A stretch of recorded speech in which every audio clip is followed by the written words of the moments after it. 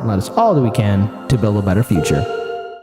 First story of the day. This tweet caught my attention, and there's a lot to unpack with this story, but overall, my general opinion on this is that if you are involved in what we are doing here, or if you're involved in mainstream media, be it through newspaper, television, radio, cable, internet, for the love of God, you got to get thick skin. You got to be able to handle the criticism. You got to be able to handle the BS and the insults that we are getting. I just mentioned that might be something for you for later tonight. Yes, something later tonight. Thank you so much. But to be continued on that while we're still talking about this. Sorry to interrupt you with a completely unrelated topic.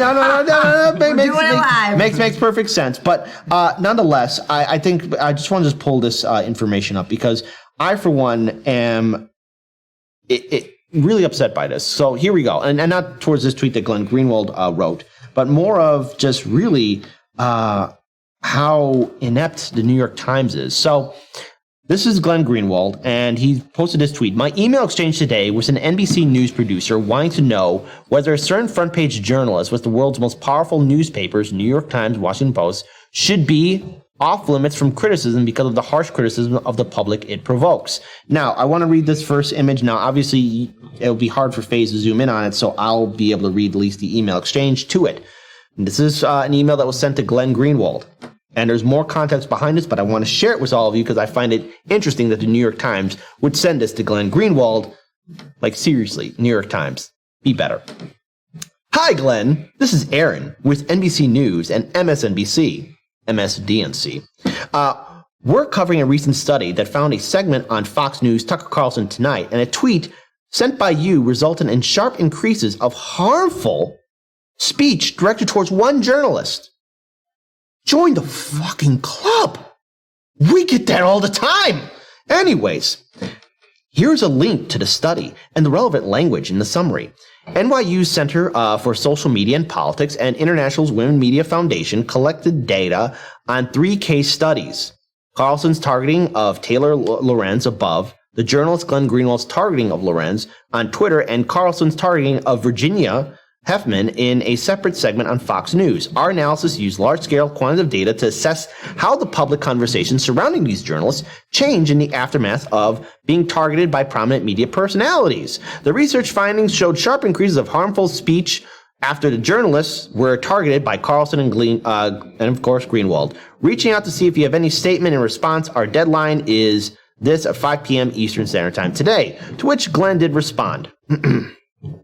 And I'd say he's pretty much on the nose. And look, I understand in this environment, especially, again, with how everything is so charged up on social media. By the way, an environment that these organizations are, like, in front line of creating. Yes. This is tough. And if you get something wrong, and even if you get a story right, you're going to be bombarded with criticism. Like, I'm so sorry. Like, for example, if you were like us and said, I don't know, maybe the Hunter Biden case a year ago maybe had some legitimacy. And that's 2 years ago. 2 years ago, yeah. It had some legitimacy, and maybe it should not have been treated the way it was. Remember, we were attacked relentlessly. We turned out to be right. Yep, as have so many other people. So let me read Glenn Greenwald's response.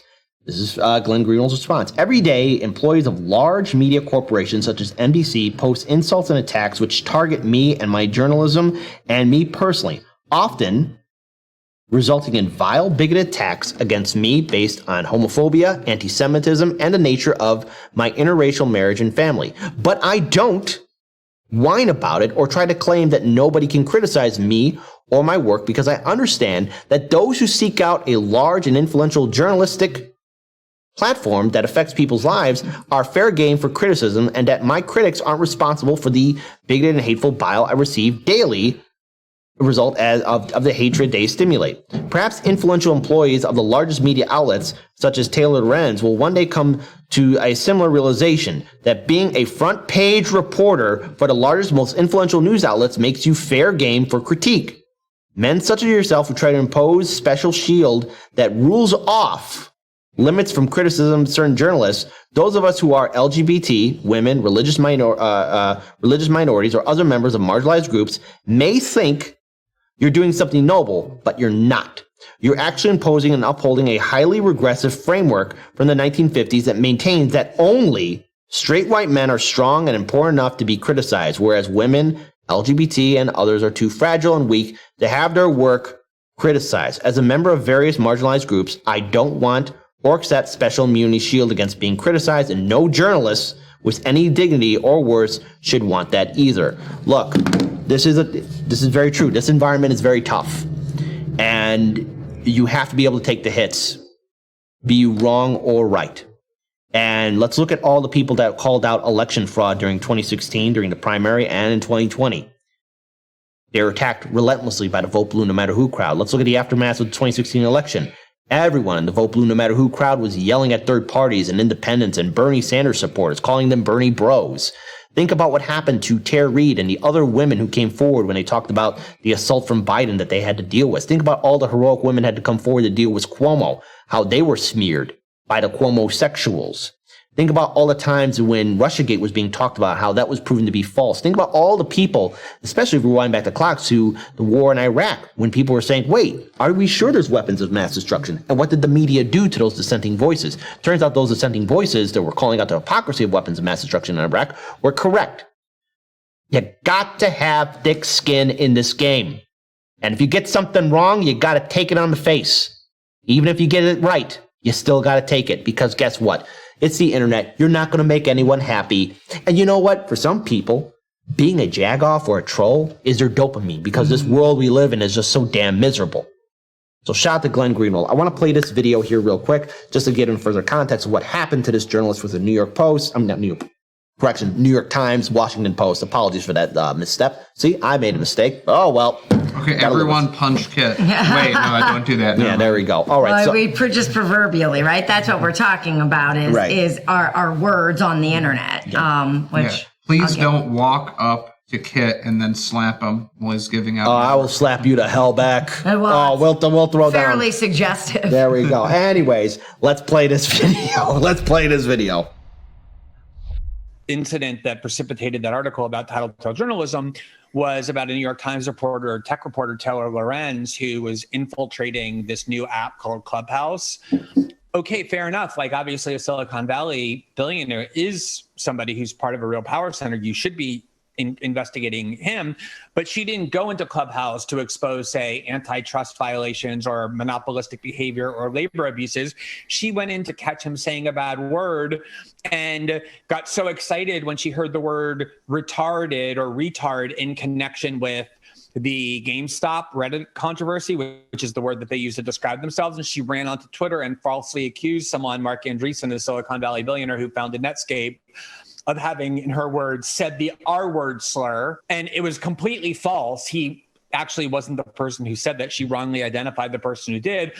But to me, that was tattletale journalism. It's like either focusing on people who don't have real power at the expense of those who do, or, as in this case, trying to harm them through the most trivial, infantile, adolescent transgressions rather than doing the real dangerous and important and intrepid work to expose serious wrongdoing by them. What's the quote again? We can stay retarded longer than you can. Yeah, she not only vilified the wrong person who said it, but also posted the photos of the other people who were in the room because they were guilty of not objecting. Silence. But I Silence think is complicity. So one of their battle cries was, we can stay retarded longer than you can stay solvent, meaning we can keep stupidly inflating the price of the stock for as long as we want, which you consider stupid and retarded. They were not using it maliciously. They were using it ironically. But the reference that Taylor jumped out of her desk to go to report to the teacher was not that. It was the fact that someone in the course of discussing this Reddit GameStop episode simply reported truthfully that they referred to themselves as waging a retard revolution. They didn't use it as a slur. They didn't use it to refer to people who were cognitively impaired. They simply described exactly the phrase that was used by the people who they were gathered to discuss. All right. So that's the context of it. Now, I know that we've talked, Kira and I were talking about this a little bit earlier in the show as well before it got started, about what kind of led up to this, but I want to just get you both of your opinions. I know you've been researching into this a little bit too. I feel like I'm just going to you. confuse things. So as long as everybody's okay with taking that ride with me, we're good. Okay, here we go. So I went to click on the link right in the photo because I'm a Xennial, everybody. So I'm an old timer millennial. And when I was on Twitter, I was looking at the tweet that you sent from that Glenn Greenwald had posted. First of all, had he posted that tweet today? Yeah, he posted. Okay, so that was a today tweet. And so I went to click the link in the letter that they had sent him to request commentary. The New York Times, this guy from the New York Times, right? Yeah. And of course, it wasn't a clickable link because it was a screenshot. And I was like, oh, never mind. This is a screenshot. I'm a genius. So then I just kind of went digging around a little bit, putting all kinds of keywords in, like, okay, what would this study look like? What words would it have in it? And I found an article from January 29th of, I think it was this year. Face, will you bring up the article? It's the first link I sent you. So I was just really confused because this is something from, it was originally posted on, go ahead and scroll down. January 26, 2022. 2022. Scroll a little bit more down. It says, article originally published by Brookings. And so this article is the exact same wording, same players, same characters as what he's indicating in that letter that the New York Times is sending him for commentary. So this is an old story. So this is an old story. Yeah. And so the reason why I felt it necessary to really talk about this is because, first of all, this is a story that's already passed already. So it's old. Why are you asking Glenn Greenwald now to comment on a story that's right now being like behind people's mindset? And second of all, to asking about his opinion about, why we need to, I don't know, create special shielding for reporters so they don't get harassed. I mean, I understand. Well, my point is, why is it getting brought up now? Am I not clear on how this story is going? Glenn Greenwald, Tucker Carlson are names that we know in social media, especially in the press. And I guess this is MSNBC's way of, doing a ratings boost for them because they're name brand individuals and are asking Glenn Greenwald his opinion. And it's a further attempt to try and tie him into Fox News and Tucker Carlson and the right-wing media, even though Glenn Greenwald is not right-wing. It's just, it's interesting that we are in this environment now to where we're seeing the New York Times trying to, put a little protection shield around one of their journalists that got a story wrong. And of course, yes, she's going to get criticized from it because she got something wrong. But look, even if you get something right in the media or even something wrong, you're going to get a backlash of criticism. You're not going to make anyone happy in this environment at all. So we're assuming that New York Times is basically going to be regurgitating an article that came out 2 months ago. Yep. So in order to basically smear Glenn Greenwald's, just to, who he is and who you can compare him to being Tucker Carlson. Yes. Well, and then I just got to wondering because I read the article and I looked at all of the data points and everything, and there's just so much missing from this story as well because it talks about how these specific female reporters got more harassment. There was a spike of harassment after that commentary, but they don't give you a bigger data sample at all. And I don't know if a bigger data sample was even taken. So it's just in this one very little context, which is, just leaves a lot for the imagination. But then when you actually go and you look at what they're indicating 2 months ago in the Brookings report, right, that the New York Times is now regurgitating and asking Glenn Greenwald for commentary on, what, you basically find is that if you look at what the commentary was, it really wasn't all that slanderous.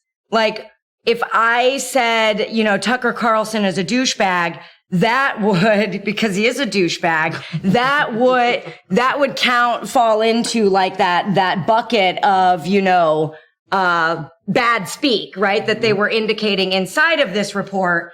And so then I wonder if I was a big enough platform, if I said that on my very big platform, if Tucker Carlson would then also get an avalanche of hate. That other side of the coin, the male side, also wasn't shown in this like scientific research that they're pulling this information from. So it kind of leaves a lot to the imagination, first of all, right?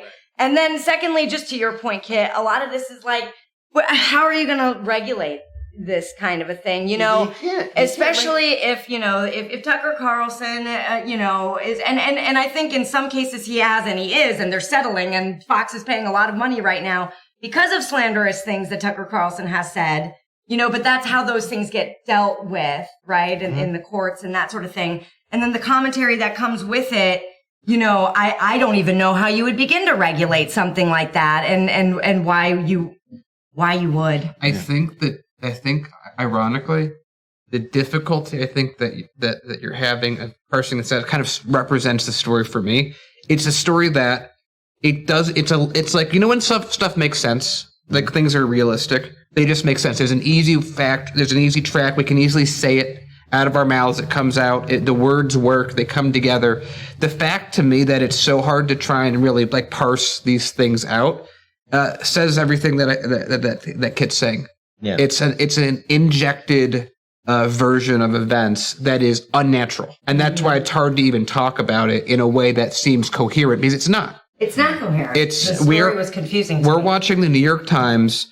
The New York Times just broke that, that laptop story that we said was Russian disinformation with no evidence that turned out to be completely false, which, by the way, they've not even themselves came out and said, hey, guys, we completely screwed this entire story up and we shut it down, and everyone shut it down. And the reason that we said that we were going to shut it down isn't real. We made the entire thing up. Because at this point, now that they're verified, it's amazing. It was his laptop. It wasn't Russia. Whoa, amazing. Blows my mind. Well, it doesn't. I mean, if you guys know, when we covered it, shouldn't blow anyone's mind. Yeah. But what's happening is we're getting to a point where they feel that they are in a separate class. Yeah. And any time that someone comes after them, the response that they have, and this is, I think, where this twist comes in. The response is never, we made a mistake. Our reporter made a really bad mistake. We're going to retract that. We're very sorry to the person that we made the mistake on. The New York Times apologizes as much as Trump does. There we go. That's the issue. And so when you have that, you can't just like, you know, the editors and people they have feelings and they feel this and they don't know what to do. So what do? They do what they always do. They attack someone else and redirect. Yeah, that's wild. That's wild. And that's why I did get confused. I was so nervous coming on today because the vitriol online is real, you know, and so I always get nervous coming on. But B, just because I was like, wow, this story, I am not understanding what's happening. So I think it's cleared up now. From the point of view of, like we just said earlier, like when we make a mistake, we're like, hey guys, made a mistake. Real sorry. Like all of us have had retractions that we've talked about on air. Like, you know, a week after, we're like, oh wait, we just mean like I remember was it recently you were talking about like with the Ukraine. You're like, oh no, I said the government. It was the army. Like that was it was a meaningful but very small correction. And the New York Times is like, yeah, we completely lied about every part of the Hunter. I lose sleep when I get something wrong. Yeah. They don't. When they get something wrong, they say I didn't get something wrong. All my opponents are evil. There we go. Yeah. So there we go, folks. I mean, so at the end of the day, New York Times, you know, grow some thicker skin. Okay? It's not even a growing thicker skin. It's your strategy is that of a child that has no sense of responsibility. Skin thickness is irrelevant, I would say, to this case.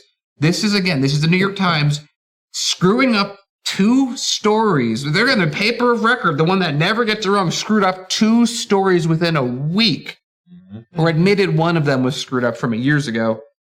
And instead of actually going first page of the New York, hey, remember that Hunter Biden story? We were wrong. Totally. They literally went, oh, we have authenticated. Oh, yes, we got this story right all along. Don't you remember? We always got it right. And then having the other person not do journalism. Like, you know what should have happened?